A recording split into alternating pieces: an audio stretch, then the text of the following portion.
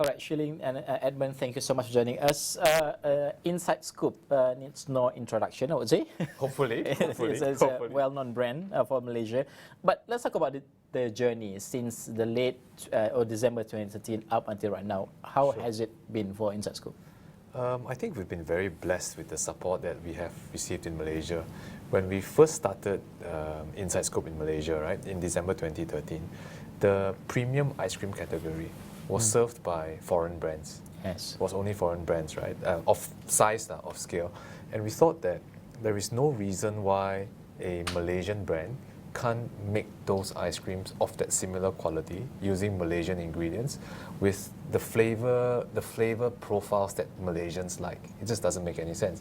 So we felt that there was a gap for us to be able to do that. And you couple that together with the more social aspects, right? Like people development, job creation opportunities, and we couple that together, and that's how we started the Inside Scoop in December 2013. Yeah. For Shirley. Could you share with us in December 2013 how the idea came about to introduce Inside Scoop in Malaysia? Okay, so I really love ice cream. Like I do growing too. up, Like yeah, really do. Like after school, while waiting for my sister, I think I ate 5 sticks at one point. Wow. My mom would just let me do whatever I wanted. Anyways, I really love ice cream, and he wanted to build me an ice cream empire, but then he decided I should work for it. So You should earn it. yeah, exactly. I mean, at that point in time, I was trying to convince her. We were not married yet, right? We're not married. And let's work on ice cream together. But after we got married, sendiri, Sendiri what? please come and make the ice cream on your own. But yeah, so that's the story behind it. Can you share some of the insights of the Inside Scoop's business model, because and how it basically evolved over time, because the competition is also quite fierce in the market. Yes. So when we started Inside Scoop, we were on a mission to create happy memories for our customers. It was not only just a product that we wanted to have that was great. We wanted to have warm customer service and a great store experience as well. And so we make our own ice cream. So we thought, why do we limit ourselves to just the classic flavors? Malaysia has so much inspiration, like local delights that we can use, like teh tarik, durian, cempedak. So we spun that into ice cream. In a customer point of view, like for me, ice cream is a very happy product, right? It is. When you walk into a store, you want to get ice cream. You don't want to come out feeling unhappy. That is like disastrous.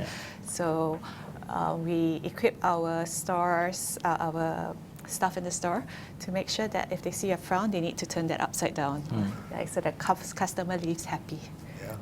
Let's talk about the business itself. Now, Sure. Farm Fresh acquired you guys 53%, right? Stake? 65% of Inside Scoop. What's the strategy like after the being acquired by Farm Fresh? I think when we look at acquisition, in this scenario, we're looking at it as growth capital. I think we started the brand in December 2013, and we brought it to a stage where we can still continue doing what we're doing. That means opening new stores. But we wanted to challenge ourselves to see, is there a possibility that we can go one step further and make more accessible products for all Malaysians, not just opening premium ice cream shops. So we're thinking of packaged ice cream, we're thinking of sticks, we're thinking of cones, we're thinking of tubs.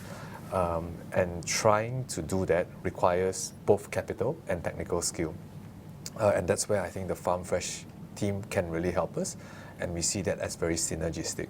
So with the Farm Fresh partnership or the investment in us, we're hoping to be able to do stick ice creams, packaged goods, and be accessible to all Malaysians. Not just carrying the Inside Scoop name, but possibly carrying the Farm Fresh name that can cater to a larger spectrum of Malaysians. So no longer do you have to only look for an Inside Scoop store. You can You'll find be able us to maybe buy like petrol stations, mini markets. hopefully. But That's what we're looking it is towards. still in the urban area market for Inside Scoop, or do you have any expansion plan to go outside of the urban market? I mean, today, our stores are largely in urban or larger cities. We are not accessible across the entire Malaysia. Yes. So our vision is to be able to share that particular product or that particular happy feeling when you get that. When you're eating ice cream, right? Like that really, you just quiet senyap, you eat there, and then you really enjoy the product. We wanted to be able to share that feeling across all Malaysians, not just in Klang Valley or in larger towns. So yeah, making that packaged products accessible is very important. I gotta ask this question in light of higher cost of living and higher raw material cost as well. How Yes. do you balance this out for Inside Scoop as well? I think the point that we made earlier, which was ice cream is not a need, it is a want. It's an indulgent product. If I don't have to, I actually can, if times are really tough, I can save on ice cream. But to a certain extent, ice cream also helps with sanity. It also helps with happiness. It's an everyday luxury. It's an everyday luxury, right? And even if you have it once every 2 or 3 weeks, it's just that moment where you treat yourself and it helps you escape. And that's what we want to be able to give to a lot of Malaysians, right? It doesn't have to be a really expensive scoop of ice cream. It can also be something accessible, something cheaper, something that gives people of different income groups different enjoyment. I don't see why that has to be an elitist dessert or anything, right? We want to make it more accessible to everyone. Yeah. I've seen some of the local brand, the small local brand, they come out with the local, taste in terms of ice cream and all that. But you, Inside Scoop story is very interesting because you managed to compete directly with the other outside brand. Haagen-Dazs, Baskin Robbins in a sense. But how did you manage to do that? I know some of the strategy you've mentioned before, but it's a wonder story, if you can share that. The first point is there is no reason why our quality or the access to our raw materials is inferior to an imported brand. The second of all is freshness. When you eat an Inside Scoop product today, it's probably made how many days ago? 3, 4 days ago maximum. Yeah, because we make our product locally, right? We don't import it. So from making it, well, the milk comes fresh from the farm, and then by the time we make it, it gets to the store. It's a week in compared to being imported, I guess. Yes. Yeah. So the freshness of the product is there. The flavor profile, for example, us making flavors that Malaysians can relate to. Cempedak, durian, teh teh tarik, tarik. onde. Yeah. So those are some of the things that allows us to make a difference or an impact to our customers that some of the foreign brands, I mean, they're mostly around chocolate, vanilla, and of course they have seasonal specials as well. But we well and truly embody the taste that is local. Okay, I want to get your point of view on the business industry and ecosystem as a whole. Because you started in 2013 as of course, a small brand to where you are right now, right? But how do you see in terms of policies, what kind of policies that we need right now in supporting small businesses to propel further and to grow further, and based on your point of view and experience? Yeah, I think when you start a business, first of all, you have to realize that it's not just about passion. Yeah. It's great if you're passionate about the product, that's one thing. But you still need to equip and instill some values, working values in yourself. Running a business is hard work, right? You need dedication. You work really, really hard, and people say, yeah, it's all for your company, it's great. But if you're like halfway cleaning the grease trap and someone tells you that, it doesn't really make your life feel much better. And they go like, oh, you have flexible hours, but there are times you just have to drop everything, and it's like really, and attend to matters. So it's more like inflexible flexibility. Yes. But yeah, you definitely need support from like your peer group, because they would understand, like other people in the same business in the industry, because they'll understand what you're going through. Are you asking also from a governmental standpoint or investor? The things that you want. Like politics and... I mean the policies from the government. Government needs to provide policies that, to make it easy in terms of access to financing and supporting more entrepreneurship and also businesses, small businesses. I think SMEs are the lifeblood of Malaysia, actually in most countries. Backbone of most countries, right? We play a role in terms of providing services, a lot of services to people. We also play a role as an employer. But unfortunately for SMEs, we are also self-funded. It's mostly from the entrepreneur or the owner's own personal savings. So some level of access to financing is great. But also leveling the playing field, right? That means we don't just let people with a lot of access to capital able to start business and people with no access to capital start business. So some level of training on how we can help the more disadvantaged, financing for the more disadvantaged or the smaller businesses is very important. We don't talk about subsidizing the business. We talk about teaching them how to run a business profitably, and that's the most important thing. Everybody has to recognize that when you run a business, it is for profit, and the financing that you are able to raise must be at commercial terms as well. Yes. So I would say financing at commercial terms to ensure business sustainability rather than just a handout, so that it levels the playing field for everyone, because some people may have access to, or because I know somebody I can get this financing. It should be a very level playing field. Yes, correct. Based on merit. Yeah. Based on merit. Merit. That's the first thing. The second one is also, I think, more transparent policies when it comes to or transparent implementation of policies. Sometimes it's a bit hard to navigate as a new business owner. It's a bit hard to navigate, what works and what doesn't work, and it's sometimes a trial and error, right? Yeah. And also, what rules and licenses that you may have to hold. It's not so clear. It's sometimes, I wouldn't say it's not so clear. It's a bit.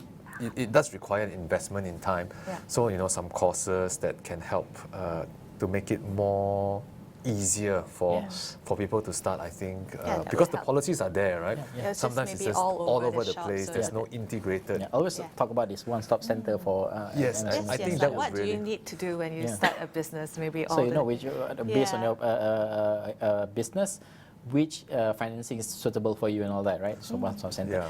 And I also want to get, because Malaysia, we want to produce more entrepreneurs in Malaysia, but we also need to, back up in terms of our education system. You have a lot of, your journey it's quite a journey since 2013. So you've seen the industry and the challenges in the industry.